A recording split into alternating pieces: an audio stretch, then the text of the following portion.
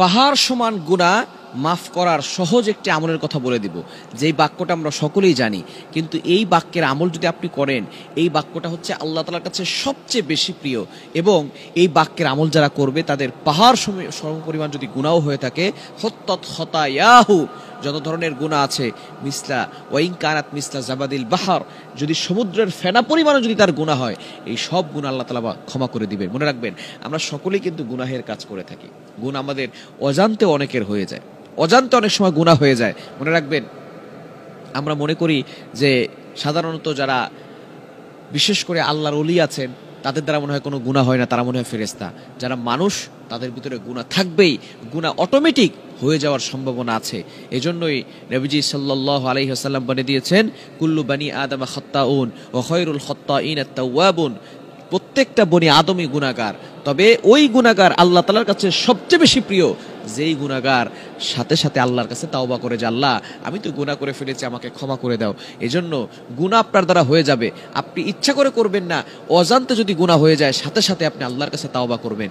এবং নবীজি সাল্লাল্লাহু আলাইহি ওয়াসাল্লাম জানিয়ে দিয়েছেন সুনান ইবনে মাজার ভিতরে, আত-তাইবু মিনাদ দামবি কামাল্লা জামবালা, যে ব্যক্তি পরিপূর্ণভাবে আল্লাহর কাছে তাওবা করবে, আল্লাহ তাআলা তার পিছনের সকল গুনাহ খাতাগুলো ক্ষমা করে দিবেন। এজন্য আল্লাহর কাছে সঠিক তাওবা করতে হবে।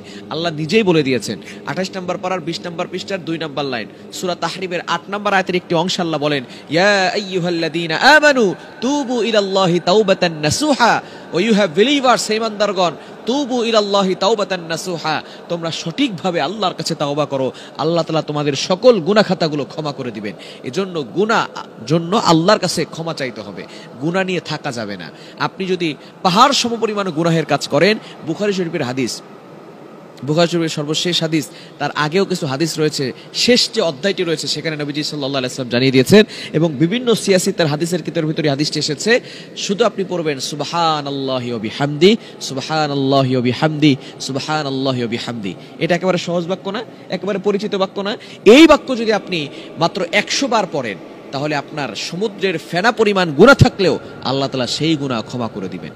সুতরাং কেন ইমানজিদের আপনি কল্পনা করতে পারছেন, আপনি শুধু আল্লাহর ইবাদত করবেন, আল্লাহ তাআলার একটি গুণবাচক নাম সুবহানাল্লাহ ওয়া বিহামদি, আপনি আল্লাহর প্রশংসা করছেন, আল্লাহ পবিত্রতার ঘোষণা দিচ্ছেন, এটা বললে আল্লাহ তাআলা খুশি হয়ে হত্তত খতায়াহু ওয়া ইন কানাত মিসলা জাবাদিল বাহার, সমুদ্রের ফেনা পরিমাণ, সমুদ্র পরিমাণ যদি গুনাহ আপনার হয়ে যায়, এই সব গুনাহ আল্লাহ পাক রব্বুল আলামিন ক্ষমা করে দিবেন। এজন্য অবশ্যই আমাদেরকে সতর্ক থাকার দরকার আছে না নাই? আমাদেরকে সতর্ক থাকতে হবে এবং বেশি বেশি করে আমলটা করতে হবে। বিশেষ করে ফজরের নামাজের পরে 100 বার এই দোয়াটা পড়বেন, মাগরিবের নামাজের পরে 100 বার এই দোয়াটা পড়বেন, আল্লাহ পাক রব্বুল আলামিন আপনার সকল গুনাহ খাতাগুলো ক্ষমা করে দিবেন। শুধু তাই নয়, গফিরা লাহু মা তাকাদ্দামা মিন যামবি ওয়াল previous sins will be forgive, Allah আপনার পিছনের সব গুনাহ ক্ষমা করে দিবেন এবং আল্লাহ আপনার মর্যাদা বাড়িয়ে দিবেন। সুতরাং এই আমলটা, ছোট্ট আমলটা করতে পারবো তো ইনশাআল্লাহ? ফজরের নামাজের পরে 100 বার পড়বো সুবহানাল্লাহি ওয়া বিহামদি, মাগরিবের নামাজের পরে 100 বার পড়বো সুবহানাল্লাহি ওয়া বিহামদি। আল্লাহ তাআলা সাগরের ফেনা পরিমাণ গুনাহ হলেও সেটা ক্ষমা করে দিবেন। আল্লাহ তাআলা আমাদের সকলকে এই আমলটি করার তৌফিক দান করেন।